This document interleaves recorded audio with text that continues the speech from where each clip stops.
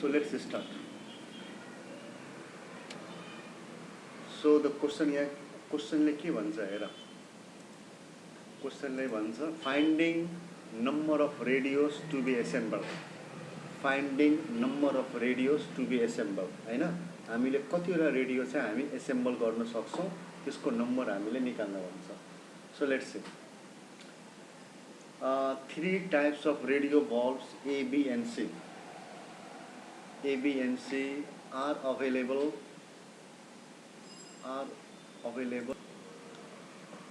So अब हामी के भन्दैछौं भने please say three types of radio bulbs A, B and C are available. Radio bulb भनेको these are the components. Through assembling these components we can make the radios. Okay, we can assemble the radio. Assemble simply means we have to combine various parts to make a radio. र के भन्छ and two types of radios P and Q are assembled. There are three types of valves, right? There are three types of valves A, B and C and two types of radios P and Q. In a small scale, assembled in a small scale industry. अनि यो चाहिँ हाम्रो कहाँ हुँदैछ भने small scale इन्डस्ट्रीमा हामीले यो काम गर्दैछौँ. The factory uses two valves of type A, हैन, three valves of type B and four valves of type C. So हामी के भन्छ भने how many valves the factory can use. फ्याक्ट्रीले कतिवटा भल्भ्सहरु कतिवटा पार्ट्सहरु चाहिँ उले चाहिँ हैन उले चाहिँ युज गर्दै रहेछन् भने टाइप A 2 भयो हैन, टाइप A 2 भयो, type B there are 3 valves र type C there are 4 valves. अब हेर क्वेशनले के भन्छ of type C. For the types of radio P, for the types of radio P and for radio Q. So हामीले we want to make various number of radios P and Q. For this we want to assemble these valves, हैन. It makes use of 3, 4 and 5 valves of type A, B and C. So यहाँ के भन्छ भने so हामीले type A, B, C हैन हामीले कतिवटा valves हामीले युज गर्नु छ. It makes use of 3, 4, 5 types valves of type A, type B and type C. यदि Q बनाउनु छ भने नि Q रेडियो बनाउनु छ भने तीनटा valve type A चाहियो, चारवटा valve type B चाहियो, पाँचवटा type C चाहियो. अनि त्यस्तै हामीले रेडियो P बनाउनु छ भने हामीलाई 2 valves type A चाहियो, 3 valves type B चाहियो र 4 valves type C चाहियो. Okay, so यहाँसम्म भन त सबैजनाले अलिकति हैन. So if the total number of valves of types A, B and C used by the factory are 130, 180 and 230. So these are the total number of valves available with the factory. So these are the total number of stock of valves available with the factory. So the factory can make as many radios P and Q as they can do by using 130 valve A, 180 valve B and 230 valve C. Find out the number of radios assembled. So how many radios we can assemble? That means how many radios of both types and we can produce. दुवै टाइपको radio हामीले कति संख्यामा चाहिँ हामीले produce गर्न सक्छौं.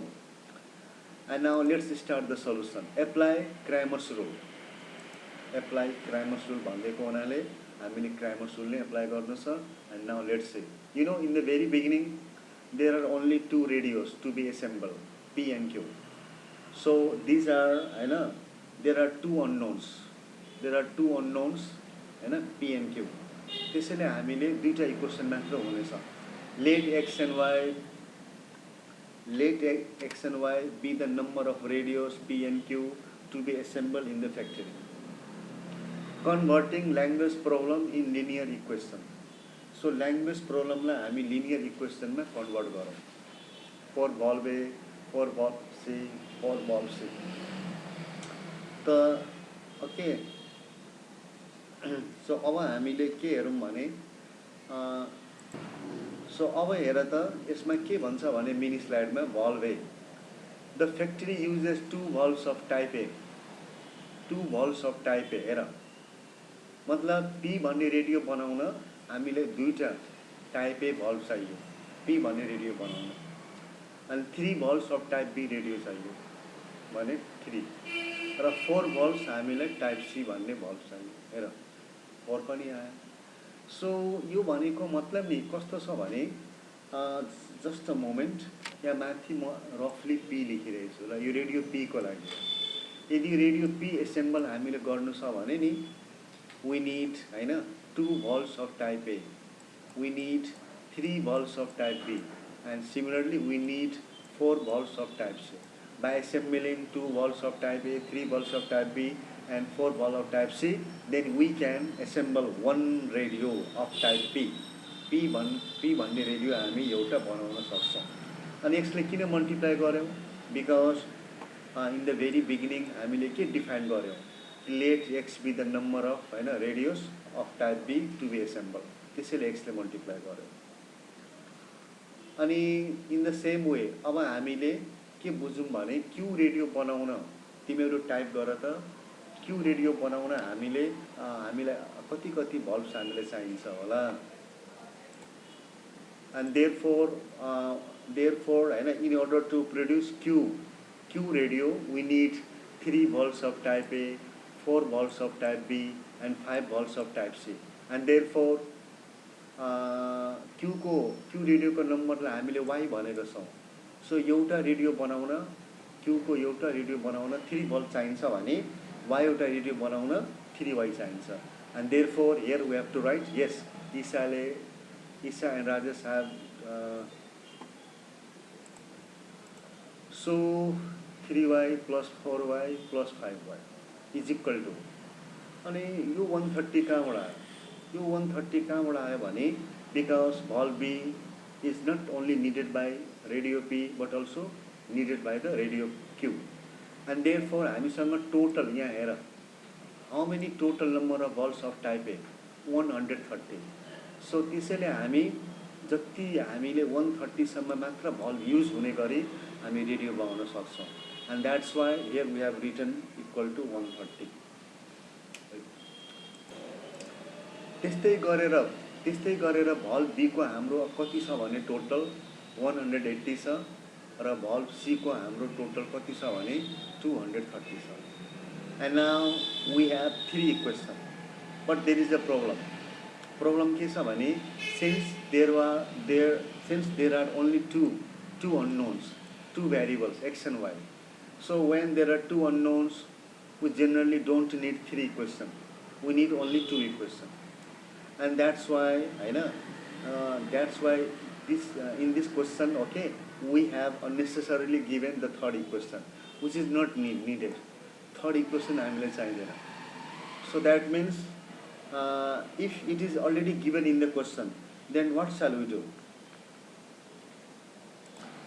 so that means we have given 3 equations and therefore what shall we do so we have to solve any 2 equations either we can solve either first and second equation or second and third equation or first or third equation so there are 3 options and any one option will do कुनै पनि एउटा अप्सनले काम चलिहाल्छ right अनि त्यसै कारणले गर्दा के हुन्छ भने सो अहिले हामी यो क्वेशनलाई सोल्भ गर्छौं भने we will solve first and second equation okay so let's see equation 1 equation 2 equation 3 and now we are going to solve equation 1 and first and second now solving the first 2 equations by Cramer's rule mention गरेपछि हामीले Cramer's rule ले गर्नु पर्यो हैन so अब Cramer's rule हामीले गर्न चाहन्छौं भने it is very simple rule के थियो delta and since there are only 2 variables so delta 1 delta 2 त्यति मात्र हुन्छ so first of all we are going to write delta means the coefficient of variables. Variables भनेको जस्तै हामीले यो x र y को variable यति मात्र गर्नु पर्यो, right? So we have written 2, 3, 3, 4, that's all. And then अब यसलाई क्रस मल्टिप्लाई गर्छौं 2 4 जा 8 3 3 जा 9 र भ्यालु -1 निस्क्यो, सक्यो. And similarly delta 1. So we have to replace the first column by the constant column. Yes. So here we have constant column 130 and 180. So we have written 130 and 180. And then after cross multiplying we get how much? -20. And similarly we have to find the delta 2. So what shall we do about delta 2? You know that? Replacing the second column by the constant column. Replacing the second column by the constant column. That's all. Very, very simple. So in the examination, generally we are asked about 3 unknowns. Generally, हामीलाई 3 unknowns भएको equation सोध्छ. And now after cross multiplying, then we get -30. So यसरी हामीले we have computed delta 1 and delta 2. And then after we are going to find the value of x. So how shall we find the value of x? Delta 1 divided by delta. Why? Delta 2 divided by delta. So delta 1 को value -20 divided by -1. Minus cancel and the answer is 20. Delta y को value, delta 2 को value -30 and then minus cancel and here. And then the answer is what? Thus 20 radios of type P and 30 radios of type Q should be assembled. अब एउटा कुरा अझै यसमा म के भन्न चाहन्छु भने यो जुन आन्सर आएको छ नि 30 र 20 र 30 यो आन्सरलाई यदि तिमीले थर्ड इक्वेसनमा प्लट गरिदियो भने if you substitute this in the third equation and then it will be equal. So 4 into 20 80, 5 into 30 150, 150 plus 80 230. So you automatically के भइहाल्छ भने इक्वल भइहाल्छ. And you don't have to check about that. हामीले check गर्नु जरुरी छैन. Okay, and then after you can take the screenshot. So let's check the screenshot. Slide number 1.